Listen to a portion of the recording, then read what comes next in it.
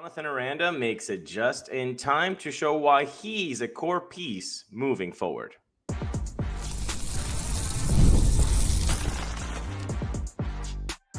You are Locked On Rays, your daily Tampa Bay Rays podcast. Part of the Locked On Podcast Network, your team every day. Welcome into the Locked On Rays podcast. Locked On Rays is part of the Locked On Podcast Network, your team every day. And we are Kevin and Ulises. And we are lifelong Rays fans who've been podcasting about the Tampa Bay Rays since 2019. Later on today's show, we discussed why the 2025 season was way worse than the 2024 losing campaign. In a few minutes, the Rays should feel vindicated in extending Drew Rasmussen. But to start, Jonathan Aranda made his return to the Rays at the season's tail end, and it's been good so far. And we're going to talk all about that and much more thanks to 5 Hour Energy. Enough with the boring, flavorless caffeine, people. It's time to give your caffeine a flavor upgrade with 5 Hour Energy shots. Go to 5hourenergy.com or Amazon today. Jonathan Aranda returning speaks highly, Kevin, and I mean highly, of his makeup. Last week, yeah, some episodes ago, no more than 5. We were saying, do not come back. I don't need to see you come back. Your place is secure, Jonathan. You know, I don't want you to just like go out there and re-hurt yourself in a 3-game series in Toronto. Bob Seymour's not taking your spot. You're good. That means nothing. You're fine. Exactly. Okay. I said all that. You agreed with me, right? Okay. He's not Richie Palacios. He's not Johnny DeLuca. But then he still comes back, man. Mm-hmm. And won't you know it, couple home runs during the weekend. First home run happened on his first AB. And it's that kind of showmanship, that kind of entertainment value that we saw from Jonathan Aranda that's so well paired with the work ethic. Man, he could have just been like, it really doesn't feel good enough right now. Like he had every reason in the book to say no. And the coaching staff and the front office had all the reasons to say, no, it's fine. Don't do it. But I am just so impressed with his work ethic and saying, no, I am going to come back and I am going to do it in a meaningless 3-game series that means nothing to the team. It means nothing to the team. Right. They're out. Basically the what are you playing for? Not being last in the division. Yeah. They don't give and you trying a to play spoiler in the AL East for somebody, I guess. Right. Exactly. No, but he comes back and it's been very cool to see a guy that has raked in every level like Jonathan Aranda finally get an open lane in 2025 and show out. And we can actually see a guy who's worked hard all his life and the production is finally showing up in the biggest stage. Yeah, credit to him for coming back and showing pop, because that was the big question mark, is if he comes back with that wrist issue that he's dealing with, that's saps your power like nothing else seemingly. And he's like, no matter, I can still hit a couple boppers. And you just wonder how the complexion of this season could have changed to some extent if he was in the lineup pretty much every day. But we'll pretty much have to wait until 2026 to see that. But he's a great example of you're kind of played around with for a couple seasons. You finally get an opportunity to start and make an impact, and he completely took advantage of it. And, I know we had talked about, hey, what's the point? It's only couple games that you have left. The Rays aren't playing for anything. They can't even play for 500 at this point. But I also get it from his perspective of, and the Rays were even like, we're not even sure if he says he can come back, that we're not even sure if we're going to put him in the lineup. But you were out for an extended period of time and you're working to get back. You probably just want to have that feeling of getting back into a major league game, because it's going to be a long time before you have that opportunity again. It's going to be another 6 months or so. So I get it from that aspect of it. But it's not like he had any, to my knowledge, any incentives or bonuses tied to number of games played or number of home runs or anything like that. But I think he just wanted to kind of he likes playing ball. It's not just about the money for him, and I think it's a nice footnote for him, especially going into 2026, that, hey, I've still got it. Don't forget about me. I know everybody's talking about Brandon Lau and Yandy Diaz and Junior Caminero. Let's not forget, and I'll die on this hill. Even if Jonathan Aranda didn't get injured, I'm still convinced he would bat 300 at least. Yeah, no, and again, he was the most solid, consistent offensive producer by the All-Star game. Like, he was the All-Star, and let's also not forget that the biggest acknowledgement of that was that he was voted in by other players to the All-Star game. So that was pretty cool. You said something there with, I'm not gonna see you live ball, so let me just get in there in a major league game to see my work being paid off. Let me get that feeling. I've rehabbed for a reason. You know what? I like that idea, because usually this is where I would say, hey, don't worry, Winter League is coming. But as we know, the more success you show in Major League Baseball, the less apt, the less probabilities are that you're going to be playing in Winter League. Right. Because now you've established yourself in the biggest stage, so there's really no need to go to Winter League game. Now you use that time to rest, not to work on some things, because now you're like an established guy. I think Jonathan Aranda's 2025 season has given him that little leverage of saying, I don't have to go to Winter League. I don't have to. Now, after coming back from this injury, maybe he does. Maybe he's like, no, I missed a portion. I can go back. But just the impetus of just saying, no, I am going to go ahead and fly to Toronto with my team and show up. That was awesome. It makes you think what could have been. I don't think Jonathan Aranda by himself adds you more than 2, maybe 3 wins on the stretch run. It would it have been enough? No, but again, like we played with Wander Franco the other day, it's the lineup construction. If they're there, they make the other guys around them better, and then that could increase the total wins. But his comeback makes you think, if you bet on players, not just for their talent, but on the type of makeup that they have, just like what Jonathan Aranda just showed us this weekend, it really gave me vibes of Drew Rasmussen's comeback. And so let's stick to talking about exceptional work ethic and talk about that other all-star.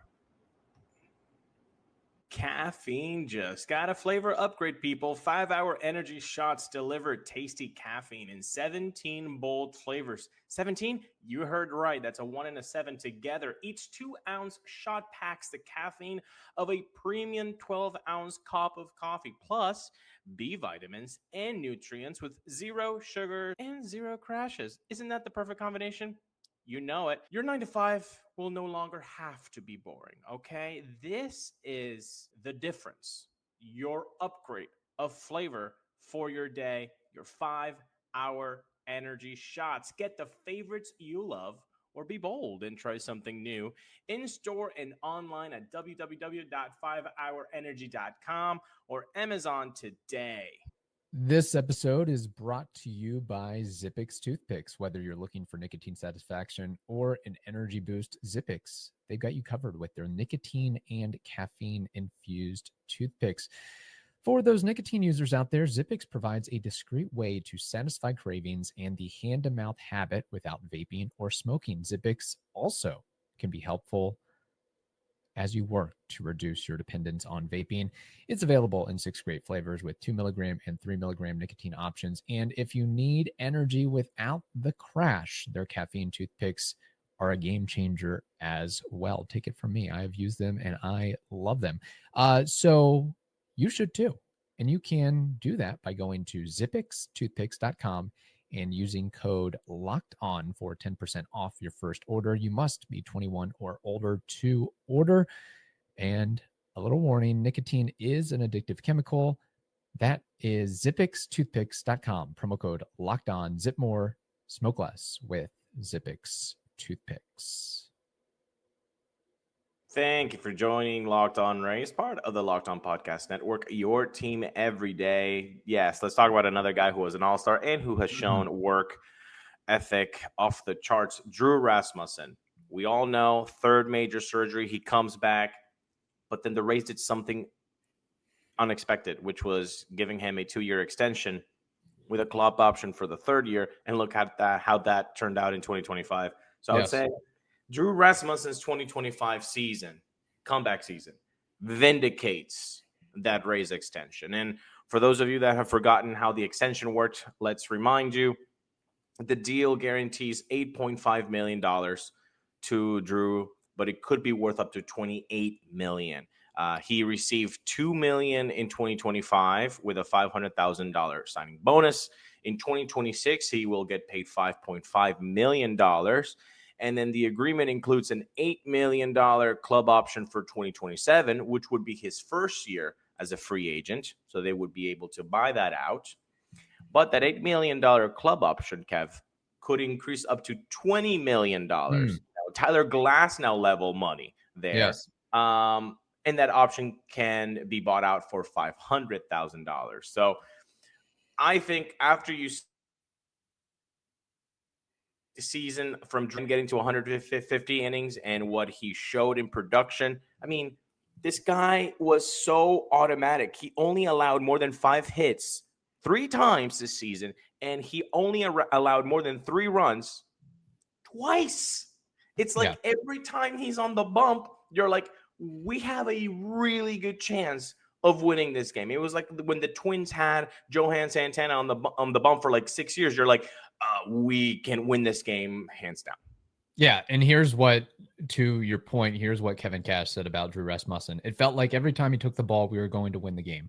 So I think that's what stands out the most when it's your day to pitch and the team feels really good about it, that we're going to win that day. And that's a credit to him, and a credit to him getting 30-plus starts, 150 innings, and a 2.76 ERA, along with a 10-5 record. And it does have me kind of the extension is awesome, and the Rays should feel vindicated in that, taking a risk, a flyer on a guy that has had 3 elbow surgeries, because that is something that's not made in a vacuum. You really have to consider, well, one more issue, and are we going to be on the hook for all this money? And pretty much what he's done this year pretty much, pays for that entire extension. But what you mentioned about 2027, when he'll get that base salary of $8 million, assuming the club option is activated, but it could increase to $20 million.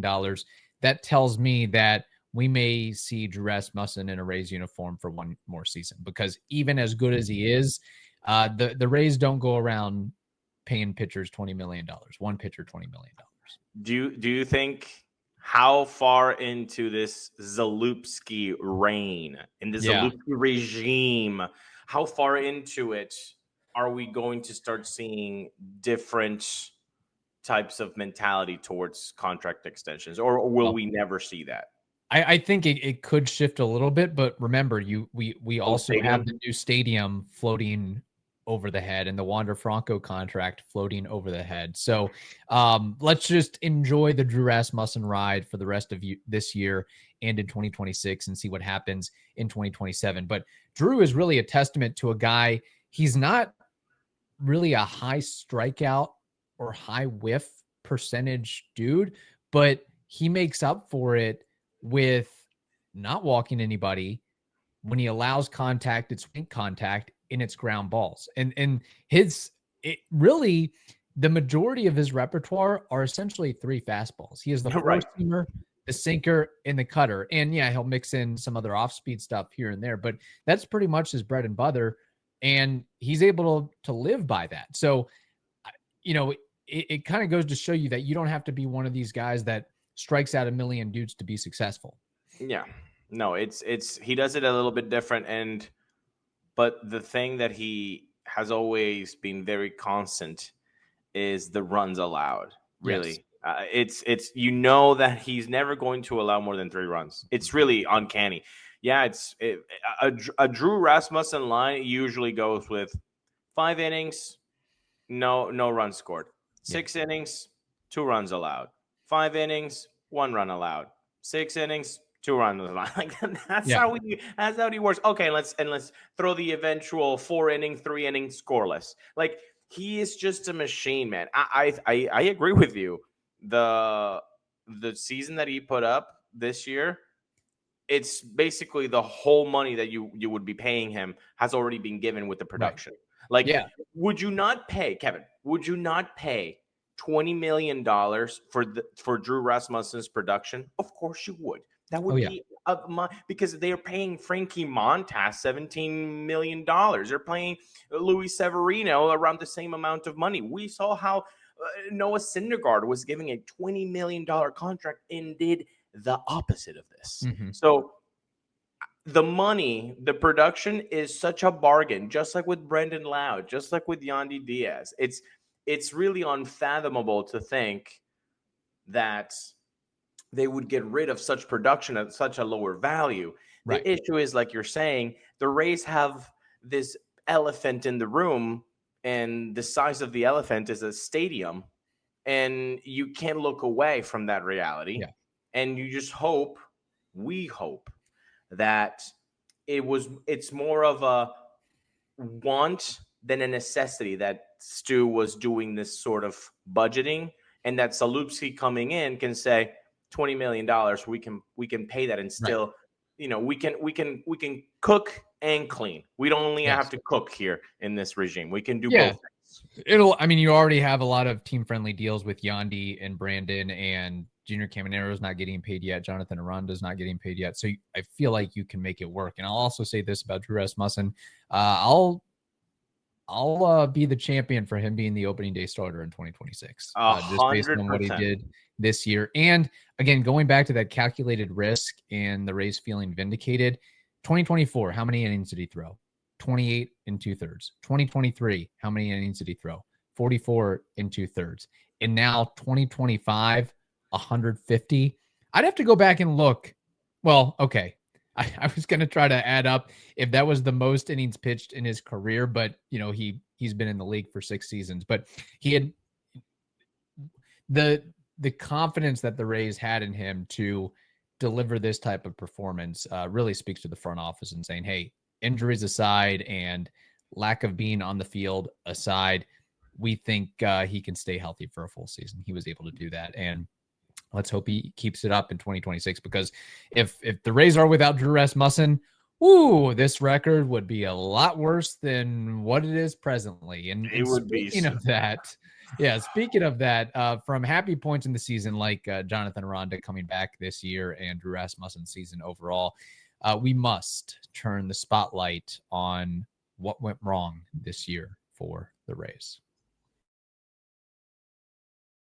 Well, you've probably seen a million ads for hair growth products and thought, sure, like that actually works. There are so many products out there, and it's hard to know which ones are actually going to do anything.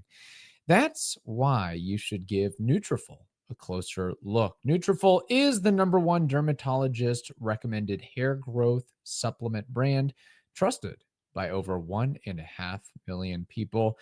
And it's not just hype. This is a supplement clinically tested that targets the root causes of thinning and shedding with a proactive approach. So see thicker, stronger hair with less shedding in just 3 to 6 months with Nutrafol. For a limited time, Nutrafol is offering Locked On MLB listeners $10 off your first month subscription and free shipping when you go to Nutrafol.com and enter the promo code LOCKEDONMLB. That's Nutrafol.com, promo code LOCKEDONMLB.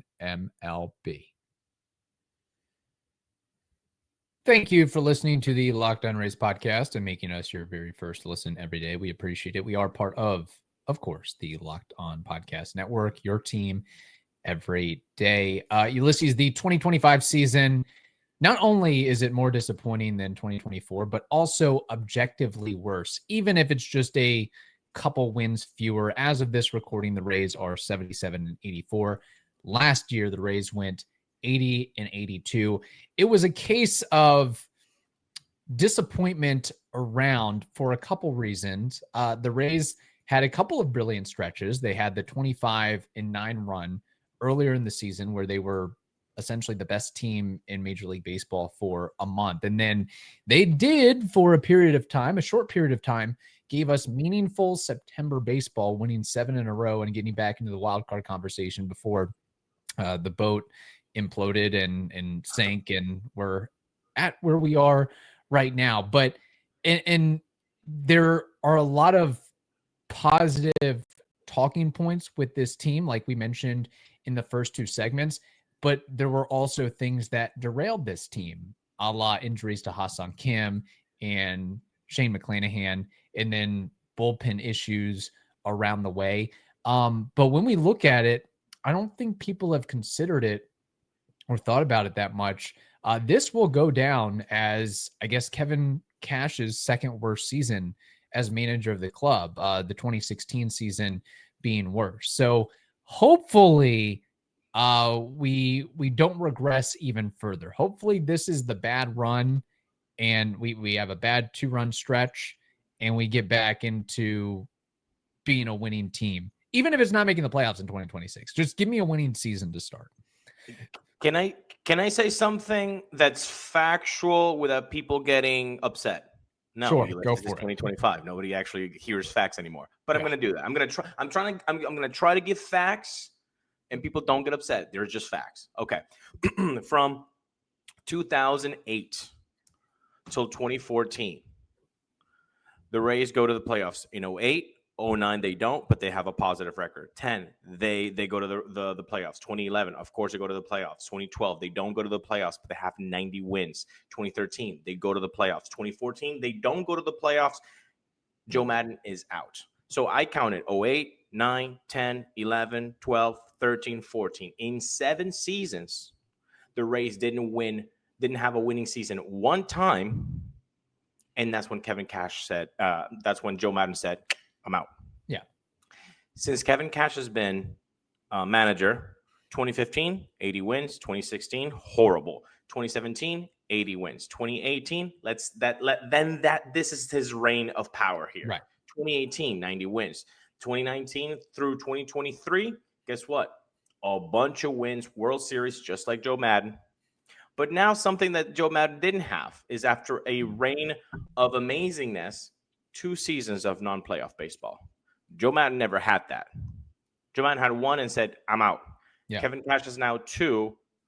And now we're thinking, by the way, those were all facts, people. Those were all facts. Those were not opinions. Those are facts. My question is, although I do not think Kevin Cash should feel like his job is out to be gotten by anybody. I don't. There's a new ownership group with new thoughts, new leaders. They might have targeted their own people to take over at some point. Sure. But personally, I don't think, and I know that you don't, because we've talked about this before. I know you don't think like he needs to get the axe. However, everybody has a leash. Yes. Everybody in every job. Your garbage man has a leash. Yeah. Mike Gundy, the Oklahoma State football coach since the beginning of time, just got canned. Everybody has a leash, yes. Everybody has a leash, people, especially in the sports business, right? Yeah. How many losing seasons does Kevin Cash have on his leash? In a row, or cumulatively? Well, I mean, he's had 2 in a row right now. So. He's got 2 in a row, but he's got more than that. 2016, he got 2015, 2017. But anyway, let's say 2 in a row. Is it 3 in a row? Is it 4 in a row? Is it 5? Like, what's the leash here? Yeah. I would say if he had 2 more losing seasons after this, I think the ownership group would say, hey, we got to move in another direction, because you're trying to build some groundswell for a new stadium. And like we've said before, again, we're not advocating or saying that Kevin Cash is going to get fired, but there is a point when the antics and the messaging, it just goes stale. Even with a team like the Rays, where you're, flushing in new players left and right. But now, they've got several players that have been with the organization for 5, 6, 7 years. since basically all of Kevin Cash's reign, So that's on one part. We just said facts. All right. Joe Madden and Kevin Cash. Okay.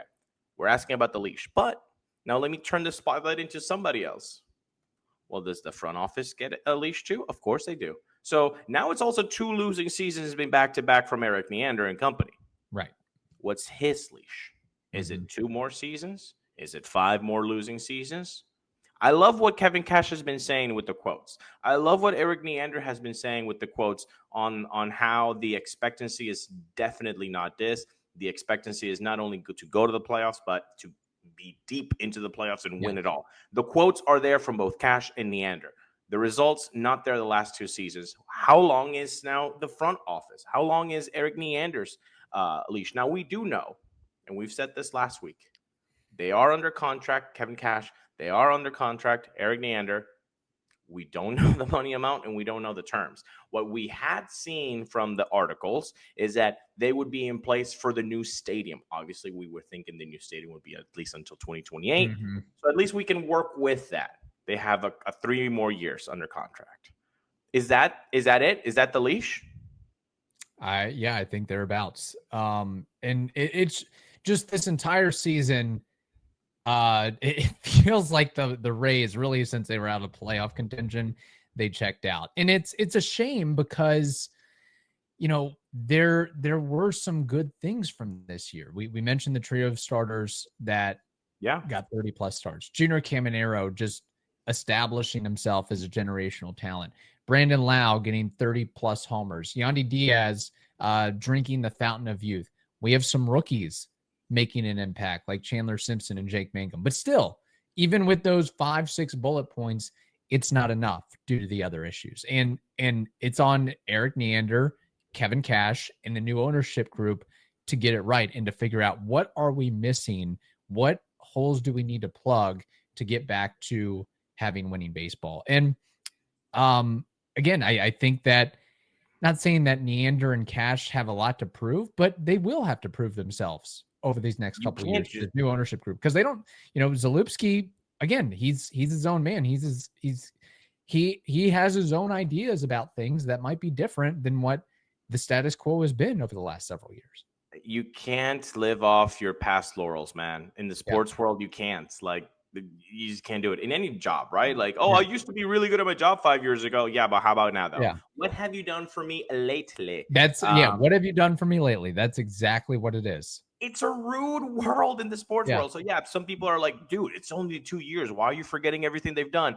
I'm not forgetting it. I'm stating it, but I'm saying how long is the leash of bad results? Because you can't blame Kevin Cash for everything. That would be silly, right? Like, you can't just say, like, well, is he putting Bob Seymour and Taylor Walls? And it's like, well, that's what he has been given.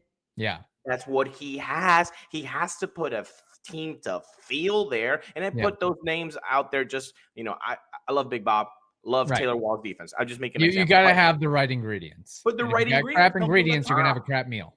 But exactly, what kind of ingredients are you feeding us, right? So, and that's Neander's job. And then if you really want to put the spotlight, which we have in the last month or so, it's with the ownership. How much money, how many resources are you giving that front office to give you some to buy to the grocery store and get you some real nice ingredients for the chef to make some nice, delicious food? Yeah, and that's Kevin Cash. Boom, that's your simile of the day. There we go. Ketchup and Dino Nugs does not equate to a filet mignon. There you go. It takes a little bit more than that. We'll of course have a lot more to recap on the disappointing 2025 season and what specifically went wrong. And we are recording this before the Rays' very last game of the 2025 season, and there's really no reason to watch, honestly, if I'm being frank. I mean, it's the only reason you should watch is because you're going to miss race baseball for the next 4 or 5 exactly. months. See if Jonathan Aranda can get his WAR up to Yandy Diaz, because I think he's at a 3.2 and Yandy's at a 3.3 according to Baseball Reference, or maybe he can get his 15 home runs, something like that. Maybe, so that's what you have to go for. In the meantime, hope you all have a wonderful day. Stay safe, and we will talk to you later.